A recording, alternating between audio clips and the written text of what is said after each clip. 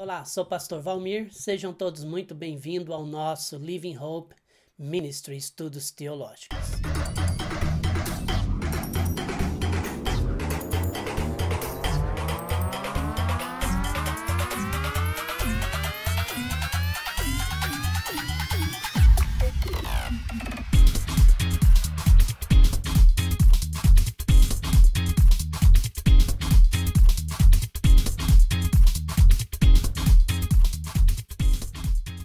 Na aula de hoje, nós vamos aprender sobre a história dos batistas na América.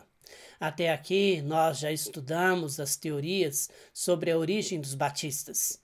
Aprendemos que há um grupo de pessoas que acreditam numa sucessão orgânica, que diz que os batistas vêm desde os tempos de Jesus, que transmitiu seu ensino aos apóstolos aos primeiros cristãos da igreja primitiva, até chegar nos dias atuais. Também há aqueles que acreditam que os batistas são originários de um grupo chamado os anabatistas, ou os rebatizadores do século XVI e XVII.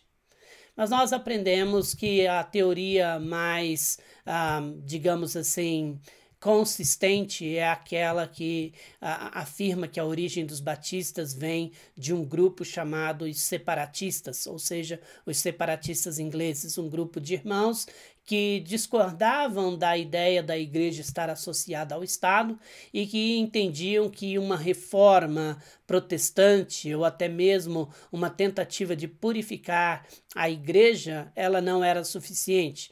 Então, bastava apenas separar daqueles grupos existentes e criar, então, uma igreja mais centrada nas escrituras, com a separação do Estado, com a forma do batismo sendo apenas para os crentes e também por imersão.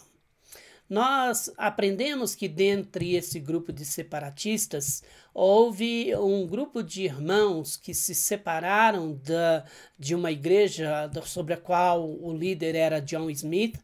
Nós aprendemos isso sobre os separatistas e então eles decidiram viajar para a América, para os Estados Unidos mais precisamente, em busca de uma liberdade religiosa.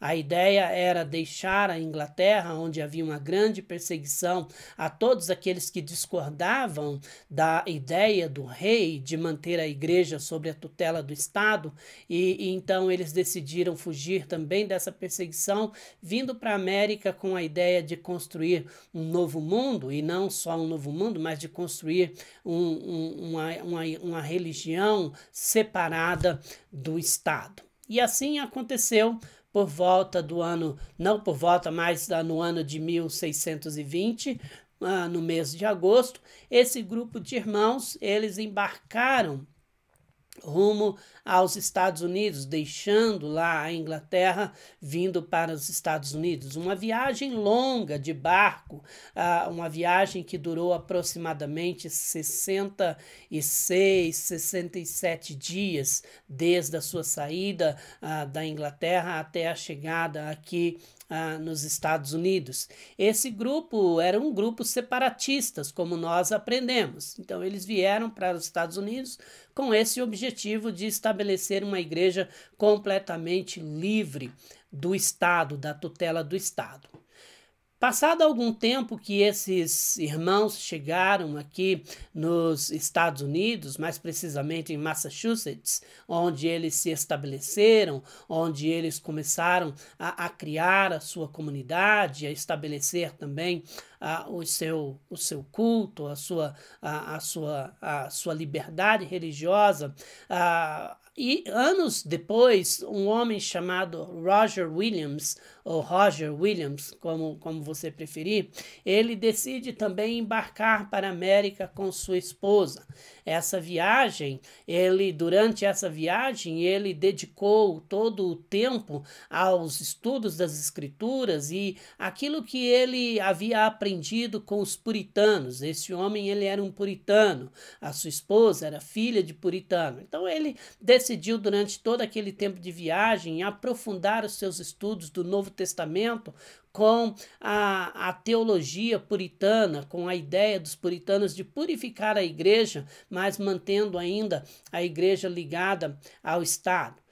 Ao desembarcar na América, imediatamente as pessoas tomaram conhecimento da chegada de Roger Williams e ele foi convidado para pregar em uma igreja, quando ele desembarca aqui em Massachusetts. E ele já tinha então uma compreensão clara da doutrina puritana e a doutrina do Novo Testamento, que era mais voltada àquela doutrina batista, dos batistas particulares também, que estavam estabelecidas em Londres, que estava estabelecido em Londres.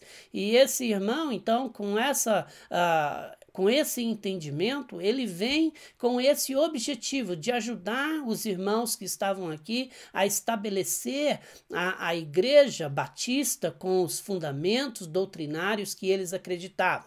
Então, ele é convidado a pregar em uma igreja, o que ele rejeita.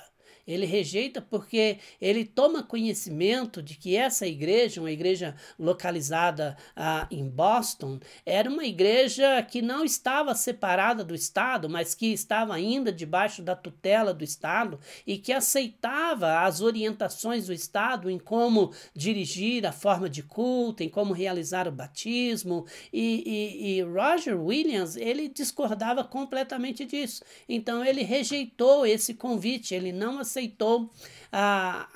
pregar nessa igreja. Por conta disso, ele sofreu algumas retaliações e também começou a ser perseguido ali no estado de Massachusetts.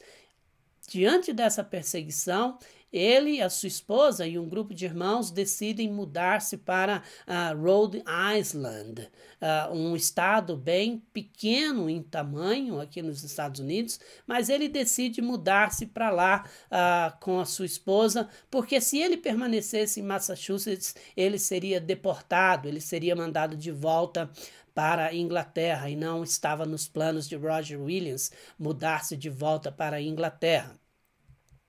Chegando, então, em Rhode Island, Roger Williams começa a trabalhar com os irmãos cristãos naquela localidade, e entre o ano de 1638 e 1639, Roger Williams ajuda a fundar a primeira igreja batista da América. Uma igreja com os princípios batistas particulares, defendendo a doutrina calvinista de que o sacrifício de Jesus foi feito apenas para os eleitos, para aquele grupo de pessoas que de antemão o Senhor conhecia, sabia que iriam ser salvos. Então Jesus morreu apenas por esses. Então essa igreja é fundamentada dentro dos princípios calvinistas, a teologia calvinista. Mas não somente isso, também é uma igreja plantada com o conceito da separação entre igreja e Estado. A igreja sendo autônoma,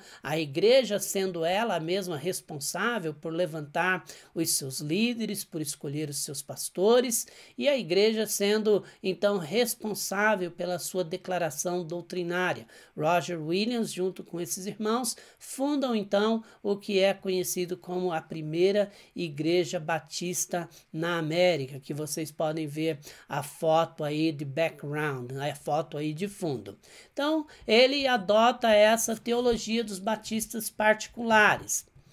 Acontece que por volta do ano de 1652, acontece uma divisão teológica dentro da primeira igreja batista, porque alguns irmãos eles passam a adotar a teologia de Jacó Armínio. Que teologia é essa? Nós também aprendemos na última aula. Se você não assistiu à última aula, eu gostaria de te encorajar a voltar lá e aprender sobre a origem dos batistas, porque lá eu falo um pouquinho mais detalhado sobre essa teologia de Calvino e a teologia de Jacó Armínio. Mas enfim, a teologia de Jacó Armínio acreditava num sacrifício expiatório de Jesus por toda a humanidade. O que eu também acredito, que nós acreditamos ser que Jesus pagou o preço por todos, mas nem todos serão salvos. O grande problema na teologia de Jacó Armínio é que algumas pessoas entendem não dentro, como eu falei, eu não quero fazer uma afirmação, porque eu não quero te induzir ao erro, eu quero encorajar você a fazer a sua pesquisa, mas dentro da minha pesquisa, dentro de tudo que eu estudei e procurei saber, a ideia de Jacó Armínio não era que a salvação é uma salvação universal, de que crentes e não crentes, aqueles que andam com Jesus e aqueles que não andam com Jesus, no final de tudo, eles vão ser salvos do mesmo jeito. Não era essa a ideia de Jacó Armínio. Mas a ideia de Jacó Armínio é que o sacrifício de Jesus foi feito por todos. Como João 3,16 fala, que Deus veio ao mundo para salvar a todos, não para que condenar o mundo, mas para que o mundo fosse salvo por ele. Que todos aqueles que vêm a Cristo, as Escrituras dizem, ele de maneira nenhuma lança fora. Então a teologia, digamos assim, geral, dos batistas gerais, acreditava na morte expiatória de Jesus por toda a humanidade. Mas alguns interpretam que Jacó Armínio estava dizendo que a salvação então era universal, que todos, ao morrer, eles vão ser salvos, sendo crentes ou não crentes. Mas enfim, o fato é que essa igreja fundada por Roger Williams, a primeira igreja batista na América, no ano de 1652, eles passam por essa ruptura, deixando a teologia calvinista de que Jesus morreu apenas para os eleitos, e adota a teologia arminiana, de que Jesus morreu por todos. Em 1770, entretanto, a primeira igreja batista, ela retorna para a teologia calvinista. Existe aí um grupo de pessoas que lideram, então, esse movimento de volta à teologia inicial de João Calvino. Em 1638, John Clark, ele vai fundar a segunda igreja batista em Rhode Island, em Newport. Esse é o crescimento. A igreja, ela começa a se expandir. O número de batistas começam a crescer na América. E então a segunda igreja, ela é fundada. O que provoca, claro, uma perseguição por parte das autoridades. Porque esse grupo de crentes batistas que estavam crescendo, eles estavam crescendo já sobre um novo conceito de separação entre igreja e Estado, a igreja livre, eles queriam a liberdade religiosa. A igreja não tinha que se submeter a nenhuma autoridade governamental, a nenhuma ordem governamental, mas ela era independente. Isso, então, gera uma grande perseguição contra os batistas. Não apenas por esse clamor de separação, mas também pela forma de batismo adotada pelos batistas, onde era ministrado o batismo apenas aos crentes, aqueles que tinham a consciência para fazer a sua confissão de fé, ou seja, não ao batismo infantil, e também por uma questão de estar batizando agora por imersão, que contrariava muitas das práticas existentes até aquela presente época. Em 1772, acontece uma grande revolução americana por liberdade religiosa.